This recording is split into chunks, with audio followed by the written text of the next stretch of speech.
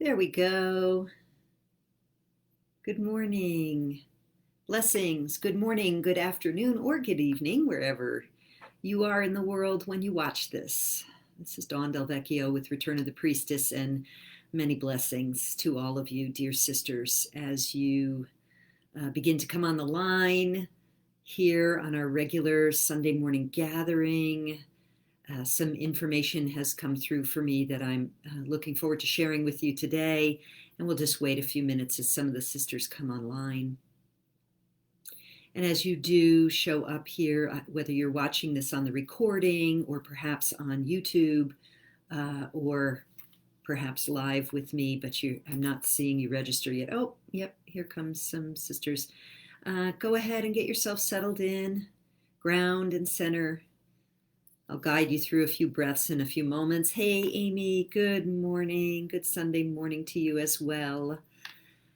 So it's 9 a.m. here in Sedona, Arizona on Sunday, the 8th of November 2020, right? The 8th?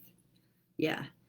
And I'm just waiting again for some more sisters to come on the line. If you would also let me know how clear this is coming through, because there was a little bit of like freezing right before I came live. So I want to be sure that this is a clear transmission. Good morning, Monica. Hi, sister. Welcome from Norway. Is this coming through pretty clear to you? If you just say yes or give me a thumbs up or something like that, so I know that this is a good connection before I continue. Hey, Inga, welcome from Denmark. Hey, Petra, good afternoon. Hello, Evelina from Sweden. So beautiful to gather with you each week. Would you all let me know if you're hearing me okay, if I'm coming in clearly? Good morning, Sharon. Good to have you here. Hey, Gina. Petra says yes. Okay, thank you, Petra. Happy to be here with all of you. Good morning, Usha from London. Good to finally have met you and, see your face. Sharon gives me the thumbs up. Okay, good. Inga says I'm clear. Great, good. So let's get started. Let's ground and center. So today's theme is calling our power back, and I'll unpack that a little more once we get going. And Amy says it's clear as well. Okay, great. Okay, sisters. Hey, Rosemary, welcome. A little fuzzy on the screen. But I feel you and happy we're all here. Yeah, me too. Thank you. Okay. So go ahead and make yourselves comfortable now. If it's safe to close your eyes, go ahead and do that. And let's begin with a nice deep breath into the heart space. Taking a breath in, draw the light into the heart and expand that light in your whole heart chakra, reaching out beyond the heart chakra to fill your chest and your abdomen, and let that light just fill you entirely. And then as you exhale, let the breath drop down through the chakras and out the root chakra, taking with it anything that you are ready to release right now, known or unknown. You don't have to know what it is. Your intention makes it so. And again, breathing in, drawing in the light and the life force energy, filling your lungs, the back of the heart chakra, opening to expand and receive the love light, the breath of life, the golden light of information. And exhaling to release down and out the root chakra, letting the breath be the vehicle to take with it all that does not serve you in this now moment. Great. And one more breath in. And exhale, letting those shoulders drop away from the ears, the chin drop a little and relax, feeling your spine straight and your present moment awareness coming whole and full now. Thank you. And you can open your eyes. Okay. It's been a big week here in the USA. Been a big year here on old planet Earth. And those of us who have come to bring the light are very much being activated on a daily basis. Sometimes that activation comes in the way of hard lessons, shadows rising, fear emerging, resistance, conflict, etc. And at other times it arises as sudden illumination, awareness, inspiration, hope, and a calling to reclaim and remember our true strength and power as divine creator beings. So today the theme is, or the message, or the title of this talk is, Calling Our Power Back, Reclaiming the Sacred Sovereign Light of Our Divinity. So let me connect in. There are many, many threads to this that can come in. And as always, I like to connect in so that I'm not talking from my head, but coming from my heart and surrendering to let the message come through to you in the clearest way possible.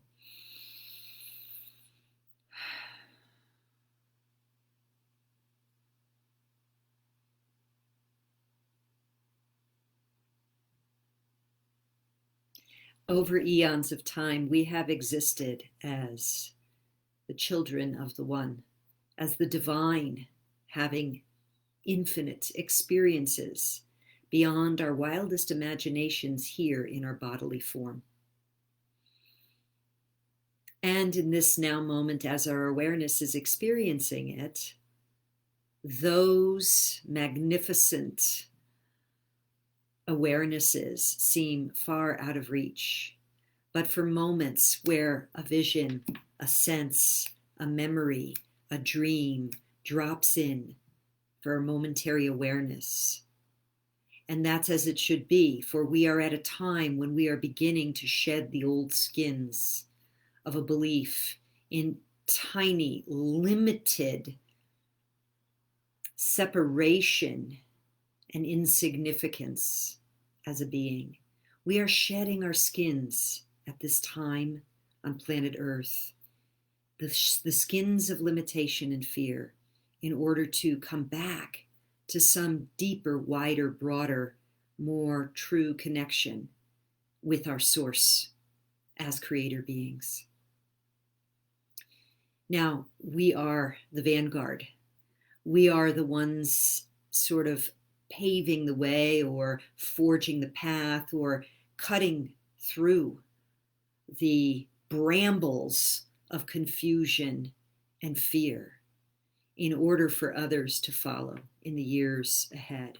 And that path that we are forging is the path of inner work to release the illusions of this 3D world in order to return to the powerful beings we are, in order to call our power back. And so the work is an inside job primarily. And we have many tools available to us at this time on Earth. Energy healing tools, spiritual teachers with great connection to source, channelers, physical body workers, ceremonialists, wisdom teachers. There are many, many, many beautifully transmitted books of sacred texts to guide us. And of course, our master teachers in the non-physical who have come to support this time, as well as our galactic sisters and brothers who are very close to us and yet still unseen by us. And that's as it should be at this time.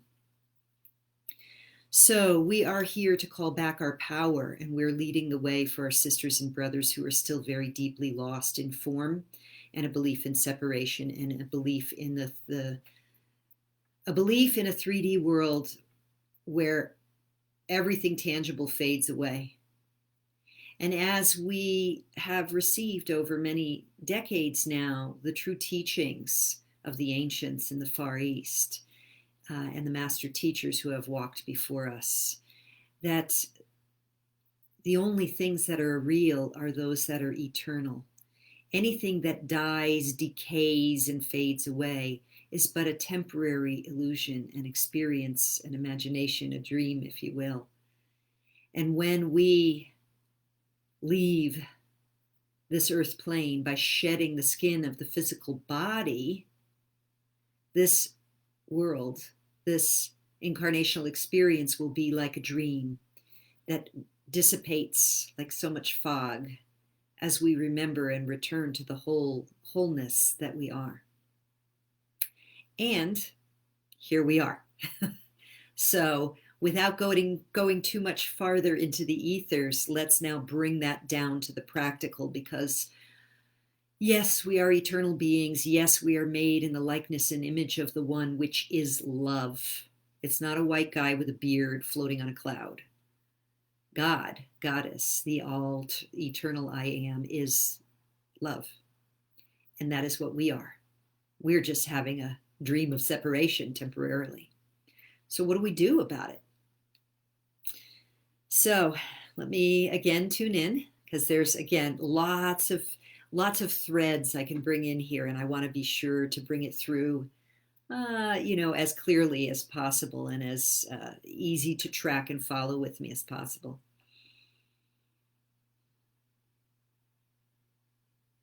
So before each Sunday morning session, I pull a couple of tarot cards.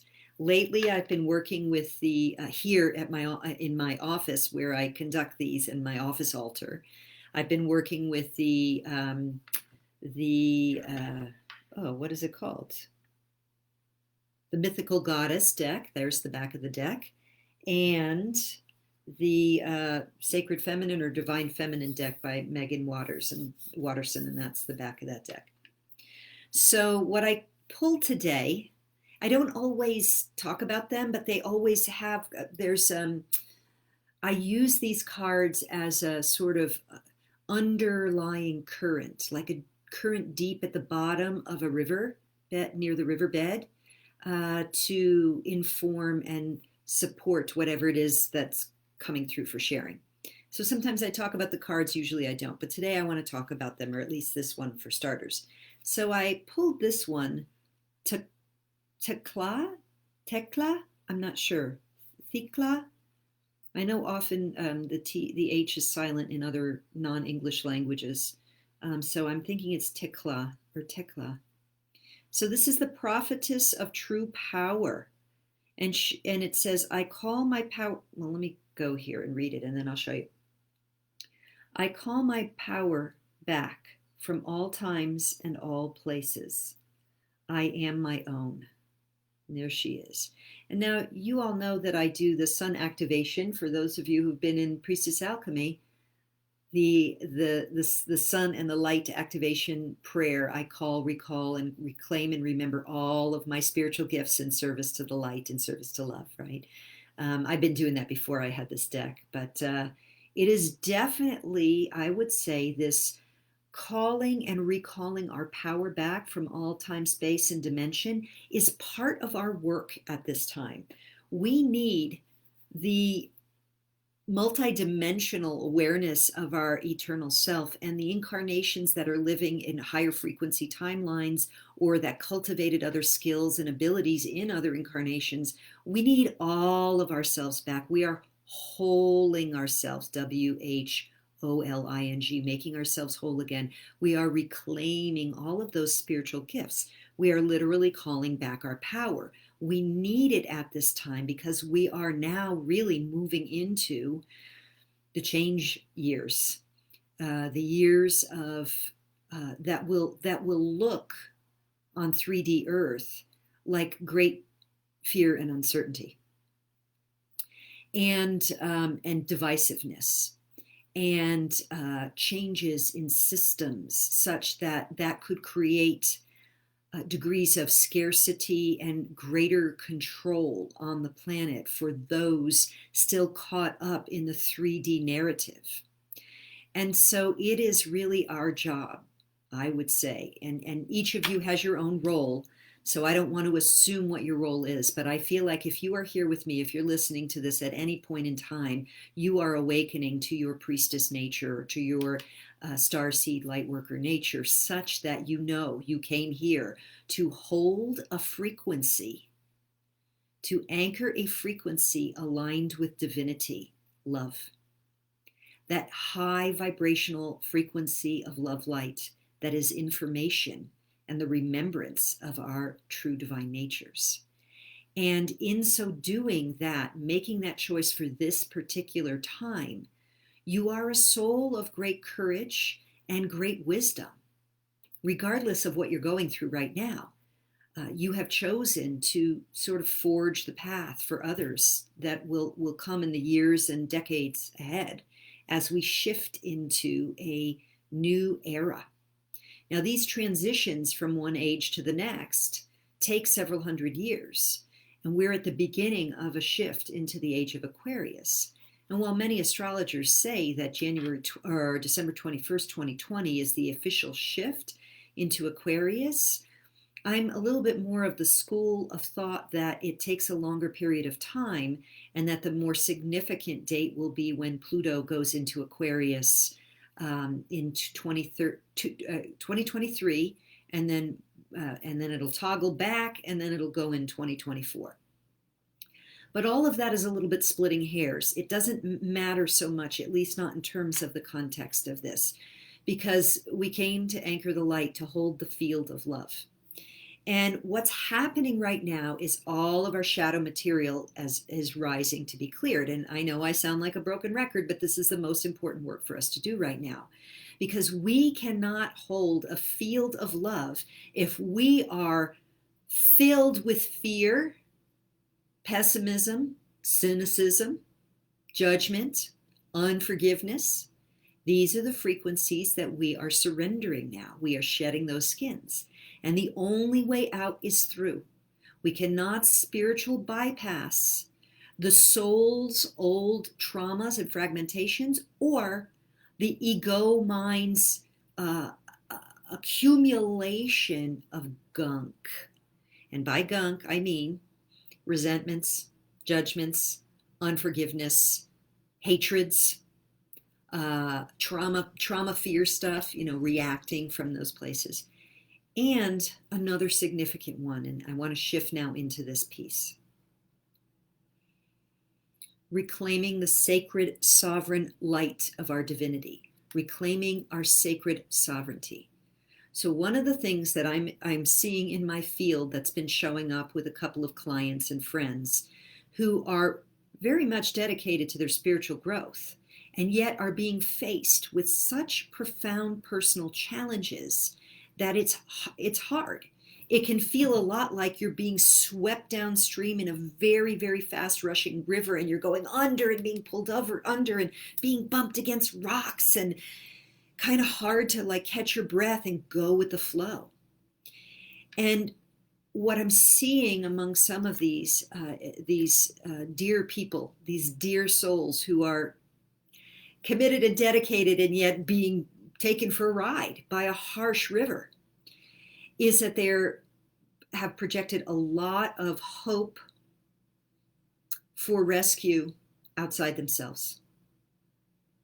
Whether that is through a presidential candidate here in the United States, a spiritual teacher, a energy worker, a doctor, a prescription, a medication, a remedy of some kind, projecting outward their savior, if you will. And that is one of the things that we have to shed as an individual consciousness in order to really be able to be the light beings that we came here to be the anchors of light. Our liberation, our peace within, our reclamation of the joy that is our birthright, of the sovereignty of our body-mind vehicles, as well as our eternal consciousness, I see it here, it's probably more in the heart, is an inside job. It's an inside job. Now, we can turn to other helpers. We can turn to other spiritual teachers. I work with a number of master teachers in the non-physical to guide me. If you know me, I have worked with entity removers because I had a fallen angel attached to me that was keeping me like a ball and chain from stepping into my authorship of my life. But I never stopped doing my own inner work. I never stopped doing my forgiveness practice, as is taught in A Course in Miracles and through our beloved Master Teacher Jesus. I have never stopped being willing to look at how I am a vibrational match to crap showing up in my life. I have never stopped being willing to forgive myself, to mourn what needs to be mourned, to honestly own what needs to be owned. Because ultimately it's an inside job. Ultimately, our arising in the light of love is an inside job. And those of us who came at this particular time, and I can't say about the past and I can't say about the future, all I can say is that the many women I work with and a few men, that we are doing serious cleanup. I just got like an impression of, there are these super sites that get cleaned up, like old toxic waste dumps that get I don't know if they do anymore, but they used to get a bunch of government funding to do serious cleanup of the way that segment of the earth got toxified. We are doing that on ourselves, in ourselves. We are doing super site cleanup of lifetimes of toxic beliefs, choices, patterns. And one of those, and one of those is for sure self-hate, self-loathing, self-judgment, fear of shining our light, all of that stuff. And another is a belief that that authority and power comes from outside ourselves, and we do not have the control to utterly change our reality to what we want by being a vibrational match to love. And I'm seeing this big time among a number of people that I'm working with, that they're dealing with very, I'm seeing like a deeply entrenched, like spider web where the webs are connecting to everything, deeply entrenched, deeply complicated interpersonal relationships that make them feel helpless, that all the power is in that person outside of themselves. And they can't figure out how to create peace or harmony or liberation or freedom. And we can say this is true as a collective. Absolutely. I mean, look at the constrictions on our freedoms in the outside world. And depending on where you live, it can be really, really constrictive right now. And so it's like a conundrum, because we know on the one hand, and it's paradoxical, we know on the one hand, at least I do, and many spiritual teachers do, that the key to freedom is inside ourselves. Absolutely, it's inside of ourselves. It's not out there. And yet, out there is showing up, controlling us to the point where we don't feel freedom. How the heck do we do this? How do we do it? It's an inside job. It's a step by step. It's a day by day. It's a breath by breath. It's a prayer by prayer. It's a deep soul dedication to our own spiritual liberation that will only begin to show up in the outside world when we continue to choose love over fear, when we continue to do our sacred spiritual practices, which in Priestess Alchemy, I taught you mine. Use the ones that work, get rid of the rest. There are many beautiful spiritual teachers right now with beautiful practices that can support you at this time.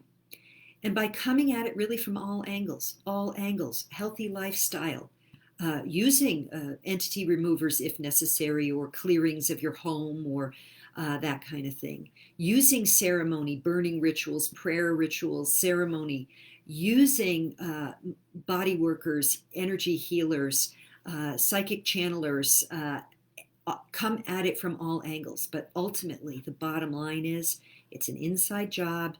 And we have to do that work ourselves through a daily dedication to spiritual practice, a commitment to looking at what needs forgiving within ourselves and the world.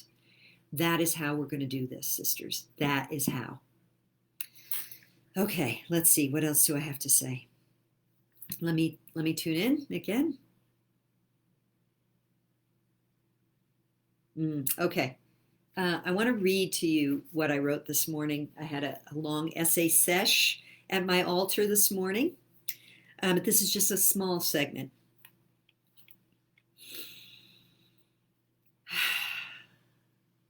Before I say this, I want to share one little story. So yesterday, my husband and I, for his birthday, we drove up to the Grand Canyon. And I don't know if all of you have seen the Grand Canyon, but it is grand and it is a big ass canyon. It's magnificent. And so that's what he wanted to do. So we drove up there. It's about 2 hours. But here's the thing. We usually go in the East Gate. We got there and it was closed. So we had like almost 2 hours to go around and all the way to the South Gate. Why is that important? The weather was really cold and hailing, actually, for a little bit and then raining. So I wasn't going to go outside to all the different stops and look into the canyon. But when you come in from the south side, there's certain things you're going to see as compared to when you come in from the east side.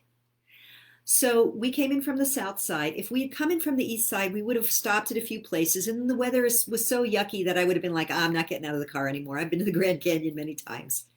But because we came from the south, I stopped, for the first few before it got really yucky out.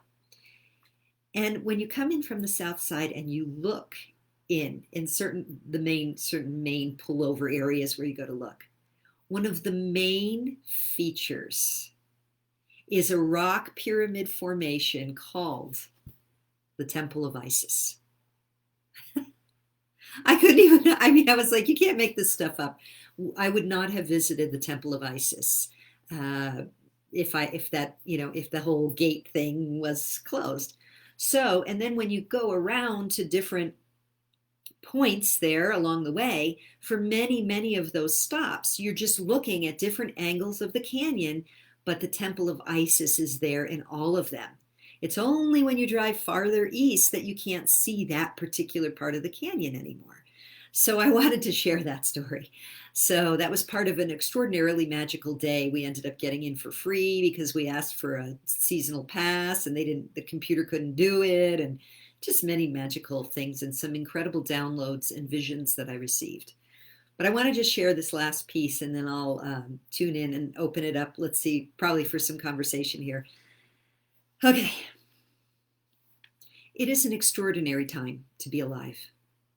For many, however, this is a time of overwhelming difficulty. As they continue to externalize personal authorship of their lives, the clamps of control will tighten, even as their own shadows bubble up from deep within in order to be witnessed and cleared. Okay, so let me unpack that and then I'll read the last paragraph. The visions I received yesterday really had to do with individual choice at this time, that there is a split, or as some say, a bifurcation of the timelines. And many of us have talked about this for years and wondered, like, are we going to be transported off Earth, or the other people who are still in the 3D consciousness, or they're going to be two Earths? What's going to happen?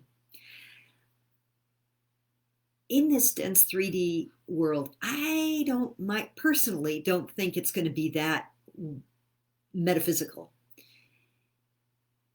What I'm seeing is that indeed there's a bifurcation, if you will, of those who continue to abnegate their personal authorship of their lives to authorities outside themselves, and therefore get shepherded, as Jesus would say, into a timeline, if you will, a earthly experience they walk, in which the controls become more and more and more tight, and their ability to be free, to be sovereign, is completely taken away.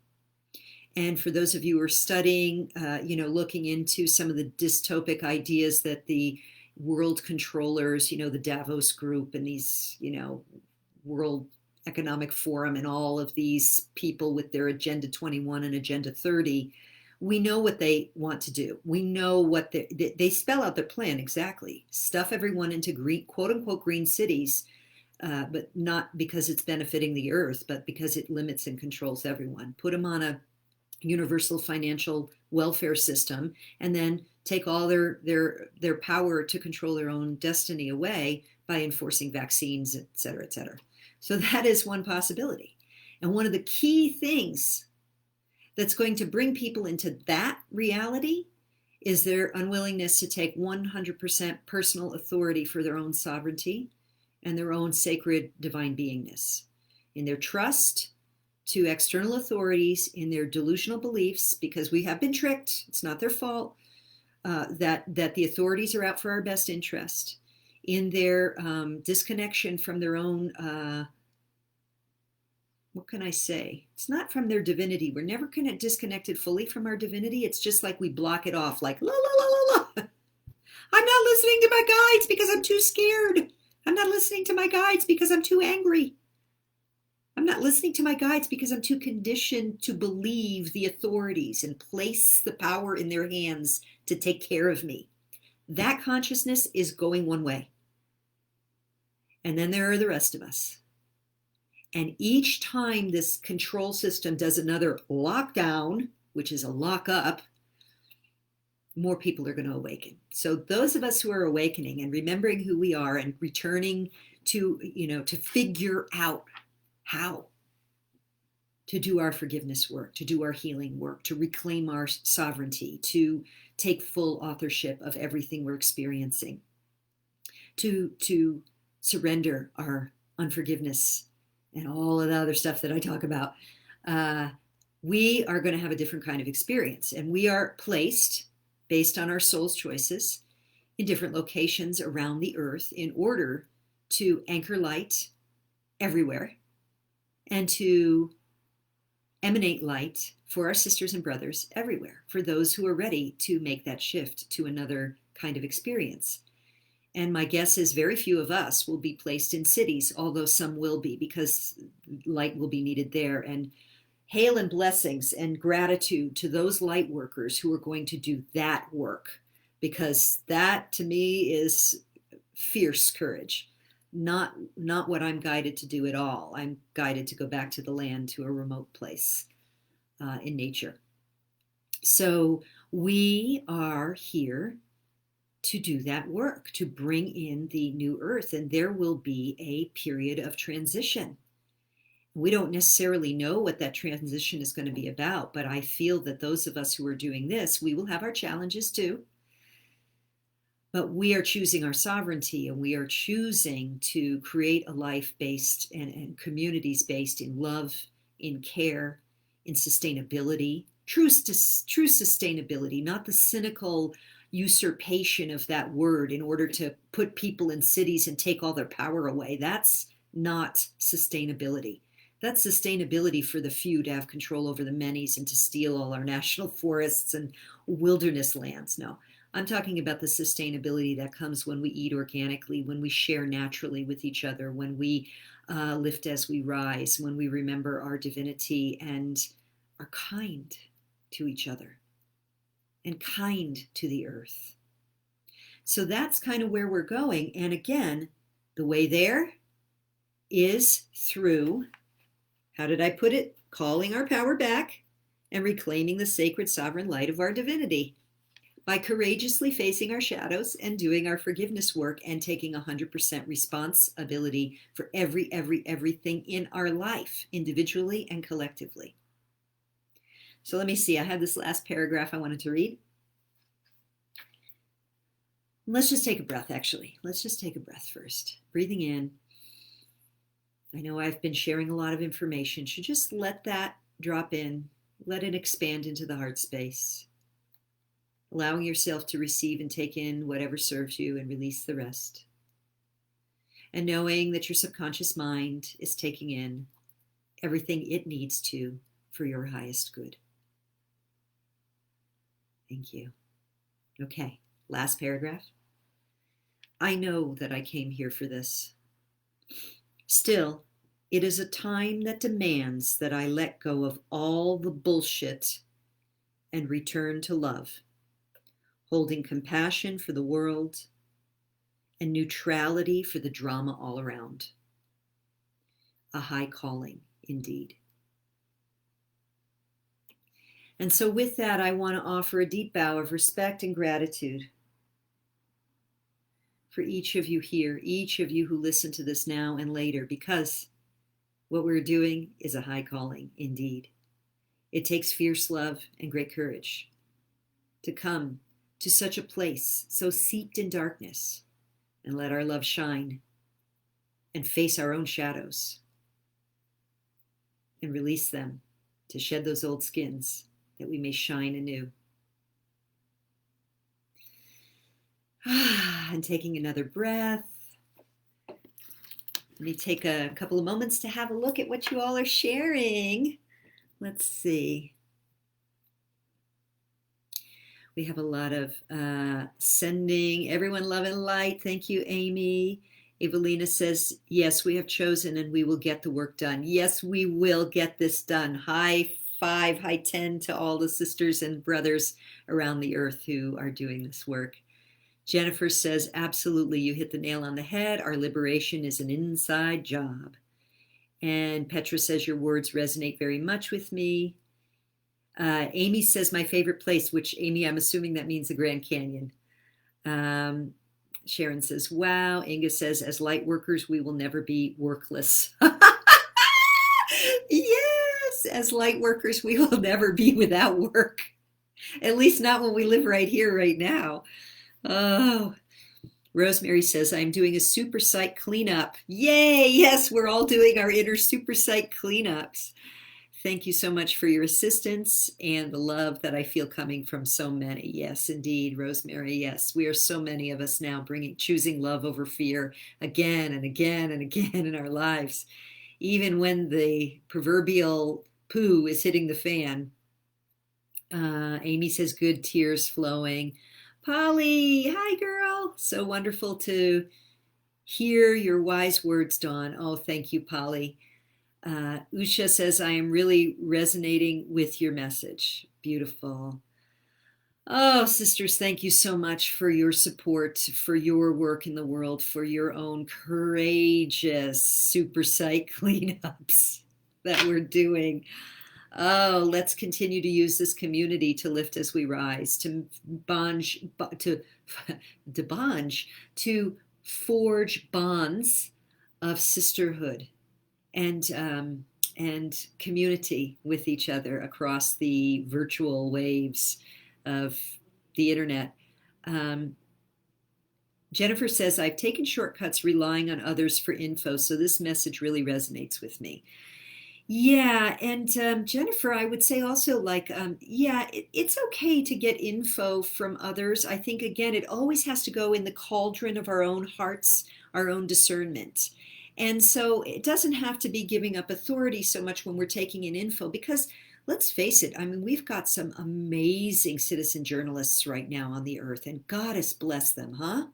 Courageous, because they're in the battlefield on a regular basis, and so their frequency can be very different than ours. But how else are we going to get the information? So I am so grateful for those amazing warrior spirits, huh? And when I take in too much of it, I start being like, the warrior in me is like, argh. And I know that as a priestess, that's part of my role is to gather information. I'm a good researcher as well, and but to filter it through, and then to go back to the eye of the storm, not in the battlefield, in order to continue to transmit these calls that we all come to that neutral place where we have deep compassion for what's going on, but we don't feel egoically identified with what's going on. That we came to hold the container of light for our sisters and brothers to awaken within in a more gentle way than maybe some of us have had to. I hope that makes sense. Let's see what else. Gina says, thank you. I still feel for loved ones that aren't getting this, but will be there for them later. Yep, exactly. Tell me about it. It's a challenge to witness the suffering of loved ones, family, sister friends, or maybe not even, when I say suffering, a lot of the way we have lived on Earth for a very long time is considered normal is actually a kind of suffering and constant misery programming. The belief that we have no power, that we have to put up with a crappy job or a jerky boss or a creepy spouse or partner, or continue to lick old wounds of betrayal, etc. So it's that being lost in form, lost in the ego's playground. And so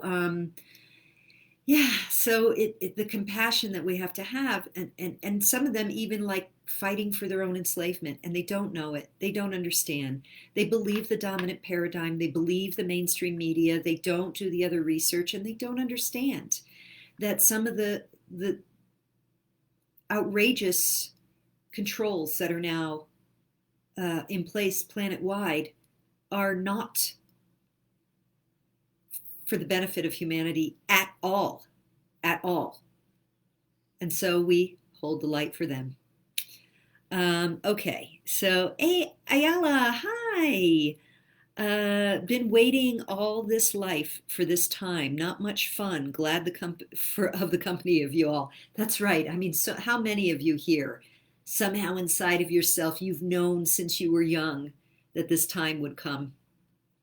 And Ayala, as an elder, one of the many elders who seeded certain significant frequencies for us, for people like myself and all of you. So thank you, Ayala, for all that you have done in your own life in order to support this time now. Sharon says, thank you, Dawn, for this message. Needed to hear this. Have been feeling a bit detached from current situation, not sure if it's a defense mechanism. Yeah, I know, it's true. It's like when you see the chaos going on and you don't want to get caught in the storm, it's like sometimes it's just like, I just got to not pay attention to it. I just can't go there. So I don't know that it's a defense mechanism. I think when we're doing our own inner work and offering love into the field, that's what mostly matters, because there's so much spin and drama out there right now to keep us in the battlefield of fear. Whatever side of the political divide you're on, whatever side of the narrative of COVID and vaccines you're on, when we start getting polarized into this, then they got us. Gotcha. So,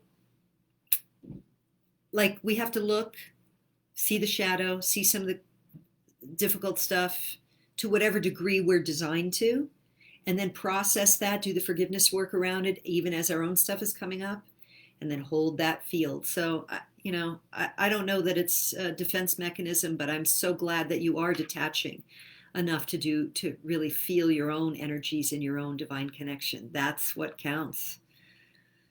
And Sharon says, as an empath, I find myself doing this to get through the heaviness. Yeah, absolutely. Absolutely. That's why I don't think it is a defense. I think awareness of what's going on, but at some point, like some of us who've been looking at this stuff for a while, we already know the shenanigans are going on. We already know that the controls, the hidden controllers on this planet who've been busy controlling the planet and humanity for goddess only knows how long, are being revealed in the light. And they're not going to be able to hold on much longer. But the more we stay in the battlefields of fear, separation, lack of creativity, anxiety, and giving over our own authorship of our lives, the more they have food to feed on. And for empaths, it's about going into self-care, self-love, extending love, and not letting all of that nonsense take us down. And when we remember that we are divine beings having this dense experience in form, we can remove ourselves, we can unhook from all the drama and say, yeah, right, yep, that all is going on, and I'm an eternal being, and this is just one theater upon which I'm walking right now. I don't need to stay caught up in the trauma. And I know you know this, Sharon. It just was your comments were a beautiful springboard to just unpack that more. So she says, Amy says to Sharon, she's feeling the same way. Amy says, have grace with yourself. You are the guardian of your vessel. Oh, Oh, I got the tingles, Amy. Thank you. That such beautiful words. Let me say that again. Have grace with yourself. You are the guardian of your vessel. That's like a holy prayer. Thank you. Inga says, from the acceptance mode, we can stop suffering and love is close to us then. And that is what presence feels like. Yes, another prayer of such profound truth. Thank you, Inga. Acceptance is a key piece, isn't it? We have to accept what is because it is what is. Fighting against it only keeps us in the battlefield. When we accept, we can again come back to the eye of the storm, surrender the battle, and be in presence with what is, and in presence with love. And from that place, we emanate that into the field. And that's what's going to get us through this. And I wanted to say paradoxical, right? Because when we see the world as it is, we think we have to do things out there in the world to make change. And yes, there will be things we are each called to do based on our own gifts, skills, and abilities and what's in front of us. And the real work of shifting the timelines into a more loving planetary experience is that coming to the center, acceptance, being in present moment awareness, and emanating the love frequency in alignment with the divine. And Gina says, so glad for all you sisters. It's like getting fresh air and energizing my spirit so I can stay on task. Aho, and blessed be Gina. So true, so true. Okay, well, we've been at this for almost 50 minutes. We're at 46 and a half, almost 47 minutes. So I'm going to wrap up for now. As always, I want to thank you all for being here. Those of you who are live with me now, those of you who will watch this later. Thank you for being part of this community and for lifting your sisters as you rise here, as we share here in the Return of the Priestess Facebook group, and as we walk in the world with our families, friends, colleagues, etc. So let us continue to hold the light. Let us continue to be courageous, be loving, and fearless, knowing that we are the one having an experience in form, and we can be back in our loving hearts through choice. Hi, Janelle. She says hi. Okay, so at this point, you're welcome, Amy. At this point, I'm going to sign off for today. It's been a beautiful session with you. I thank you, thank you, thank you. Offer you each much love and bright blessings until next time. And I do have some things brewing for the weeks and months ahead. I'll be letting you know about that. We have a special event coming up on the winter solstice, Yule, and I'll keep you posted on that, as well as our collectively co-created book, Visions of a New Earth, which is in development, let's say. Okay, my sisters, mwah, mwah, mwah, much love. Until soon. Bye for now. Thank you.